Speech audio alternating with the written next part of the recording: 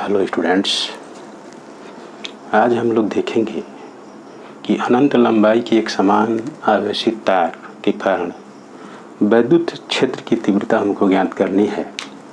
तो मान लेते हैं कि अनंत लंबाई का एक तार है।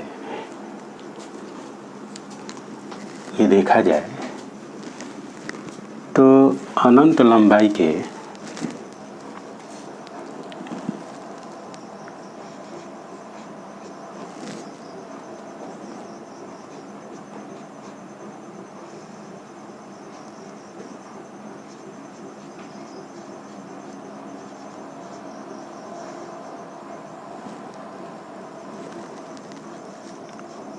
एक समान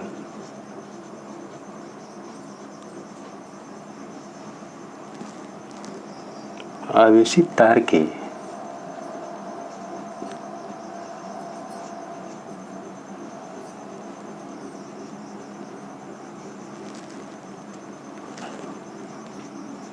कारण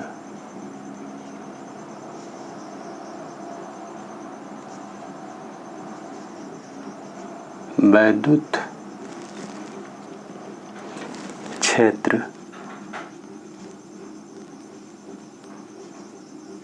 की तीव्रता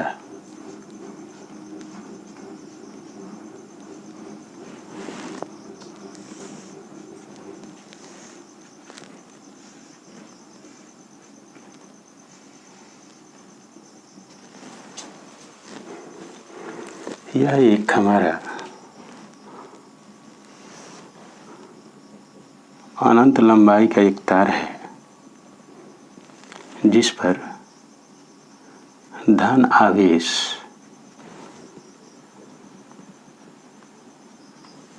उपस्थित है और इसका रेखीय घनत्व लैम्ब्डा कूलम्ब प्रति मीटर है।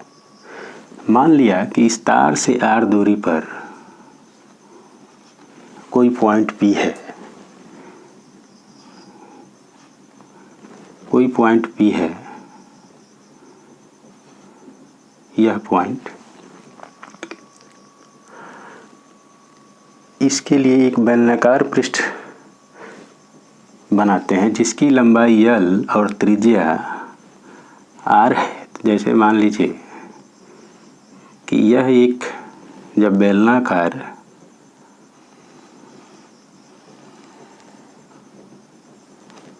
ये हमारा पॉइंट P है, R त्रिज्या लंबाई L है, तो बेलनाकार जब बनाएंगे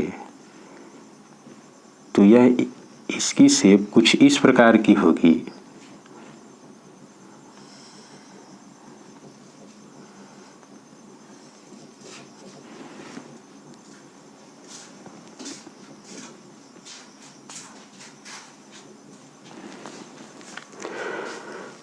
जब y तथा y डैश ये वायर है, अब यह जो पृष्ठ है बेलनाकार है और यह गासियन पृष्ठ के भांति व्यवहार करता है। अब इस पर कोई क्षेत्रफल वेक्टर पॉइंट P पर देखा जाए तो यह क्षेत्रफल वेक्टर dA है जिसकी डायरेक्शन वैद्युत क्षेत्र की तीव्रता के ओर ही होगा, एक ही दिशा में होंगे। यदि एक ही दिशा में होंगे तो इनके बीच का कोण क्या होगा? 0 होगा। तो हम लिख सकते हैं, लिखें तो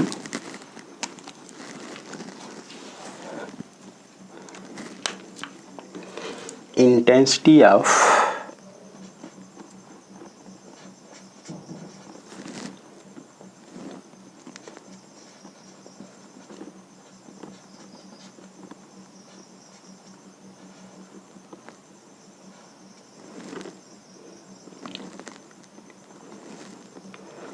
इलेक्ट्रिक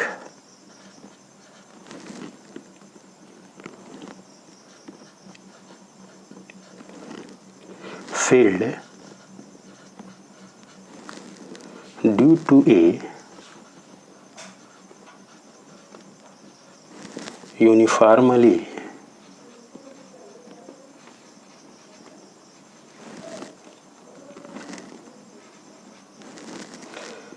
चार्ज्ड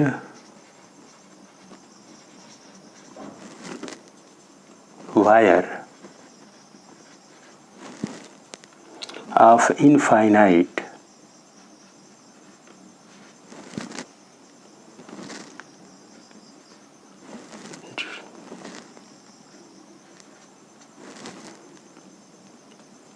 length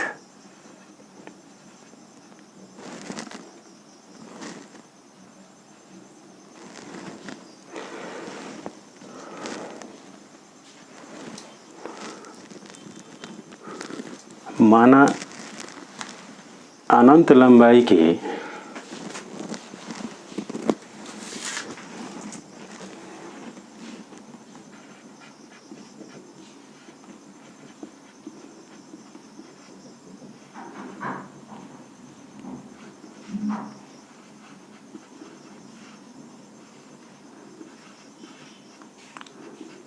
y और y डैश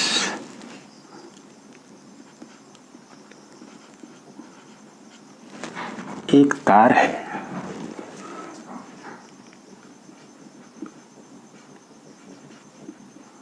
एक वायर है, तो क्या हुआ?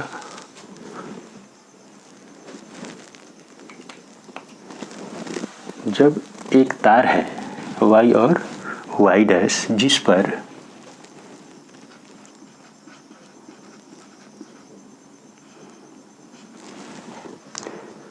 धन आवेश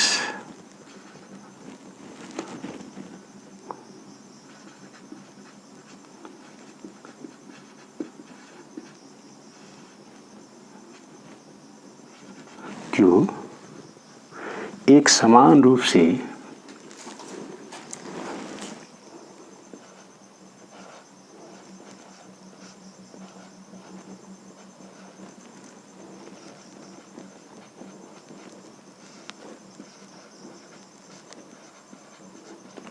वितरित है,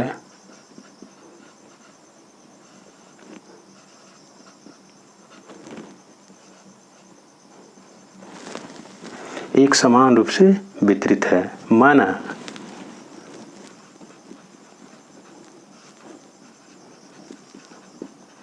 आवेश का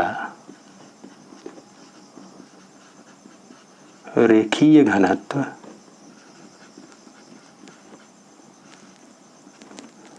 लैम्डा कूलाम प्रति मीटर है।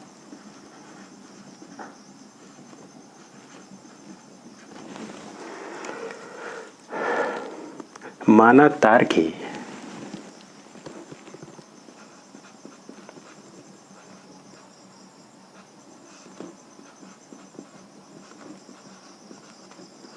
r दूरी पर क्या है? r दूरी पर पॉइंट P है, r दूरी पर कोई बिंदु P है,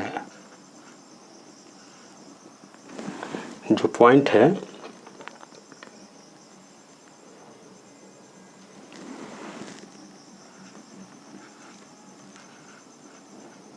P है, इसके लिए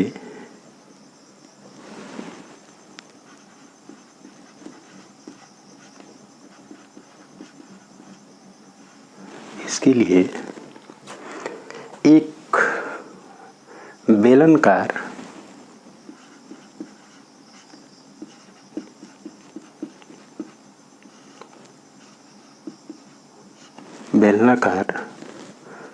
पृष्ठ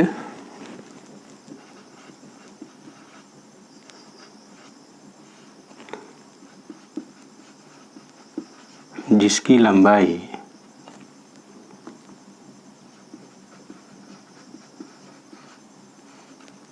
L तथा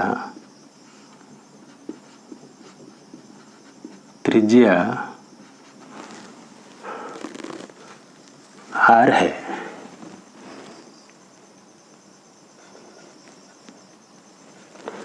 जो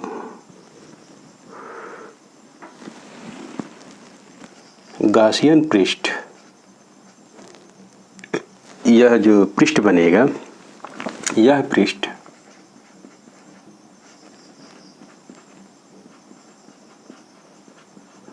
गॉसियन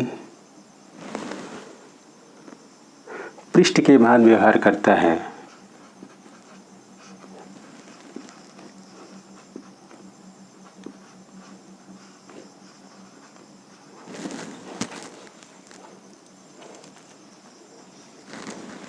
जो इसका बिहेवियर होता है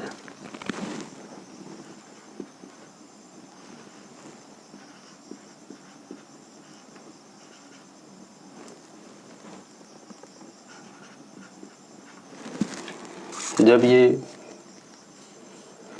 और यदि वक्र पृष्ठ पर कोई बिंदु P पर यदि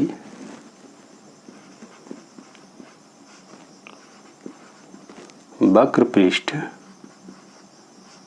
जो वक्र पृष्ठ है, ये जो वक्र कर्व बन रहा है, वक्र पृष्ठ P, बिंदु P पर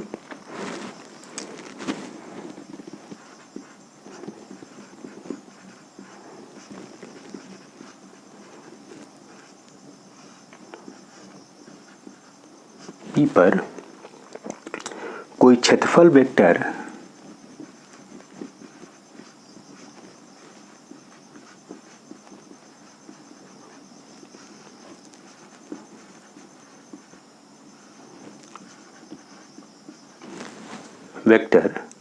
तथा E वैद्युत क्षेत्र की तीव्रता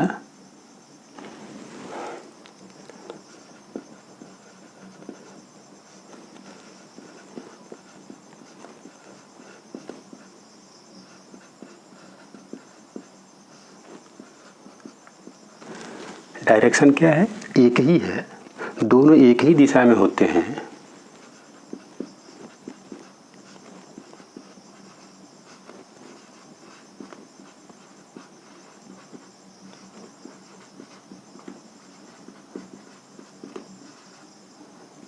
तो क्या मिलेगा? इनके बीच का कोण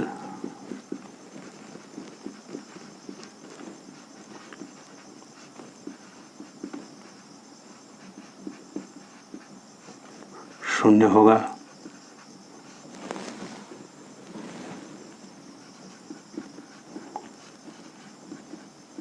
जब शून्य होता है तो वैद्युत फ्लक्स, यदि हम लिखें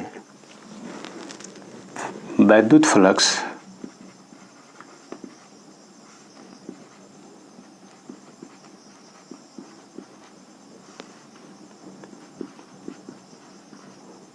बिंदु P पर कितना मिलेगा? Phi P equal to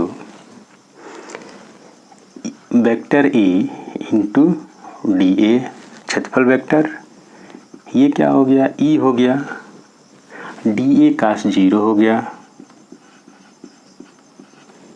cos 0 का मान 1 होता है, तो जो 5P होगा E इंटू DA होगा। जब ये मिल गया, यदि बेलन के पृष्ठ पर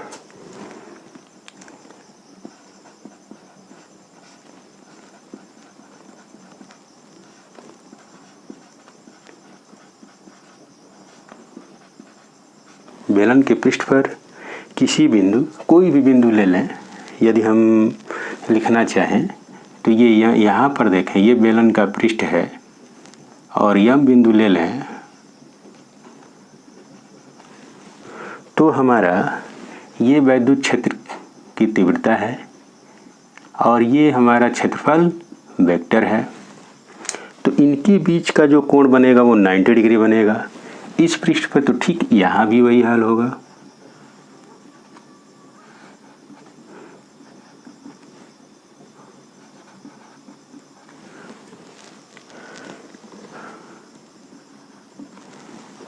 तो जब पृष्ठ पर बात करते हैं, पृष्ठ पर बिंदु यम पर क्षेत्रफल वेक्टर DA है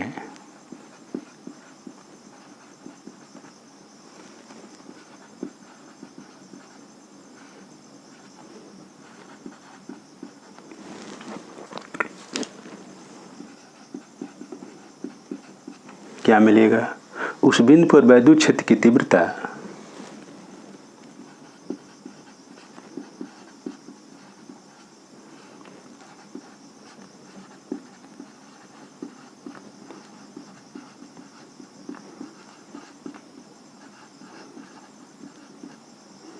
जो तीव्रता होगी, तीव्रता E तथा जो क्षेत्रफल वेक्टर होंगे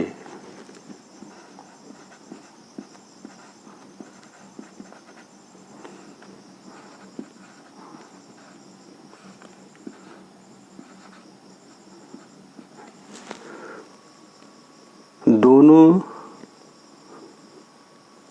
परस्पर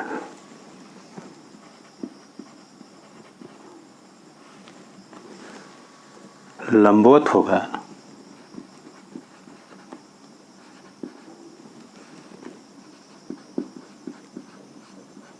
ठीक है। अतः वृत्तीय पृष्ठों के लिए वैद्युत फ्लक्स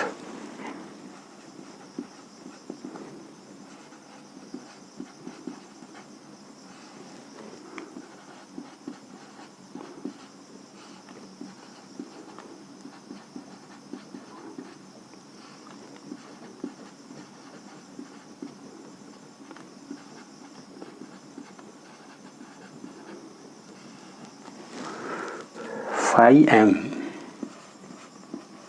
जो मिलेगा वो मिलेगा E into vector D A. ये लिखा जाए तो ये हो गया E और D A cos of 90।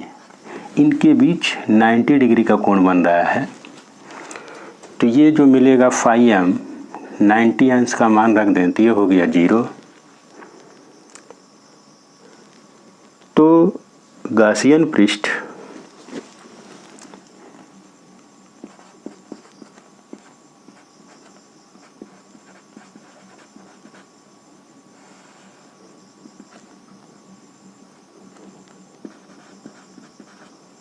Gaussian पृष्ठ से बाहर की ओर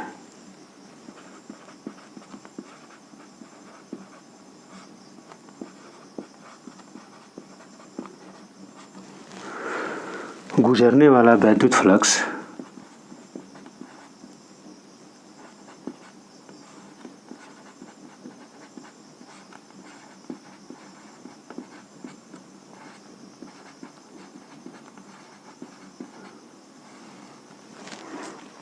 क्या होगा?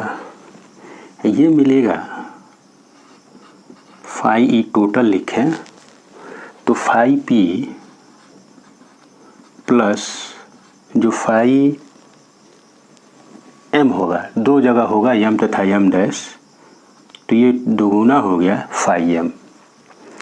अब ये वैल्यू हम रख लें तो देखते हैं कि integral of E D A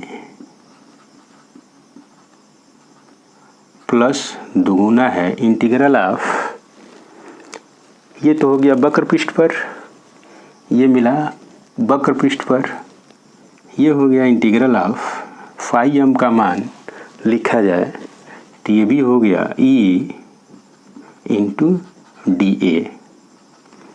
ये हमारा वक्र पृष्ठ है।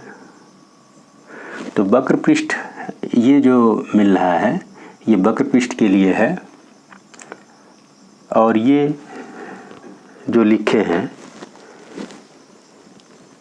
लिख दें यहाँ वक्र पृष्ठ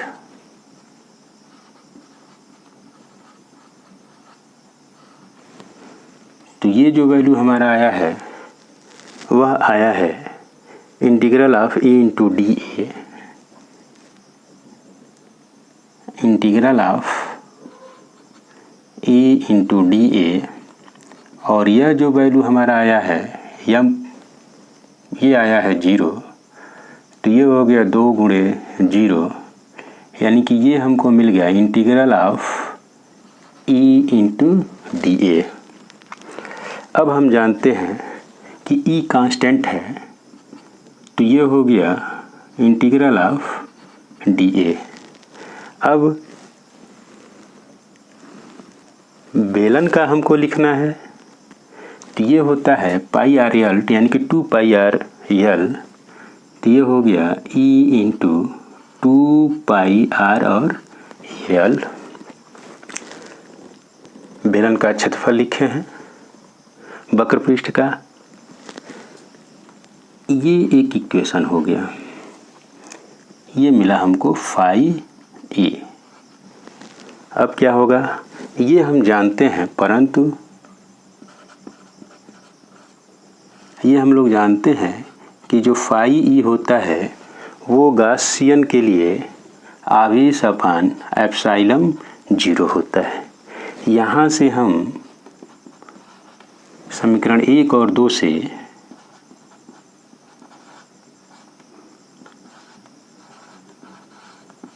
लिखना चाहें तो क्या लिख सकते हैं, phi E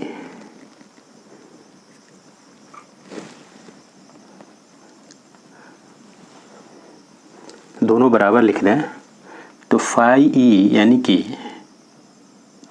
Q upon epsilon 0 equal to E into 2 pi R और यल। अब रेखीय आवेश के लिए जानते हैं Q बराबर रेखीय आवेश जो होता है लेम्डा इक्वल टू हम लोग जानते हैं Q अपान यल, तो Q की वैल्यू लिखें तो ये हो जाएगा लैम्डा इंटू यल, यहाँ रख दिया जाए तो लैम्डा इंटू यल एप्सिलॉन 0 बराबर E इंटू 2 पाई आर और यल। अब E की वैल्यू हम निकाल लें तो E इक्वल टू शेष रिमाइंडर नीचे आ जाएगा, लैम्डा बटे यल से यल कट गया 2 pi R epsilon 0, 2 pi R epsilon 0। यानी कि यदि हम व्यवस्थित करें और मात्रक न्यूटन प्रति कूलाम,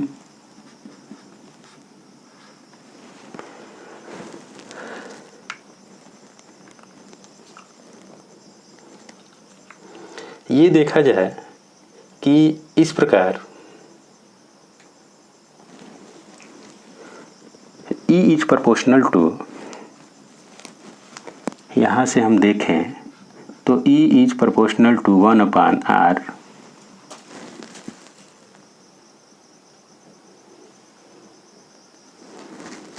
जो दूरी होता है वो व्युत्क्रमानुपाती होता है। जब व्युत्क्रमानुपाती होता है तो इस प्रकार हम लिख सकते हैं कि कंक्लूजन करें तो हम आसानी से देख सकते हैं कि रेखीय आवेश के कारण वैद्युत क्षेत्र की जो तीव्रता है, रेखीय आवेश से बिंदु की दूरी जो r है वो व्युत्क्रमानुपाती है, तथा इसकी जो दिशा है रेखीय आवेश के लंबवत बाहर की ओर होती है। दूरी r के साथ वैद्युत क्षेत्र की तीव्रता E में भी परिवर्तन आरेख से हम लिखें तो इस प्रकार कुछ हमारा बनेगा। आरेख से यदि देखा जाए तो यह कुछ इस प्रकार का बनेगा। इससे हम आसानी से समझ सकते हैं। चूंकि तार धन आवेशित है, तार क्या है, तार धन आवेशित है, तो वैद्युत क्षेत्र की तीव्रता E की दिशा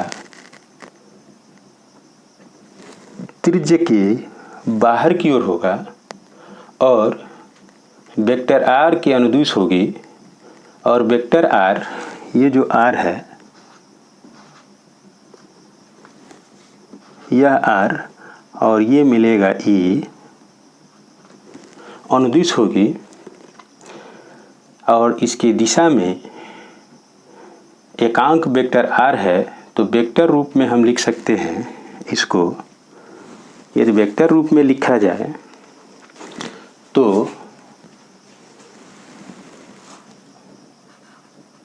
vector E equal to lambda upon 2 pi r epsilon 0, 2 pi r epsilon 0 r का एक यूनिक कैप ले लिया जाए।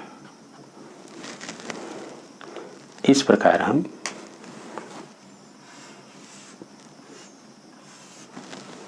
ये लिख सकते हैं।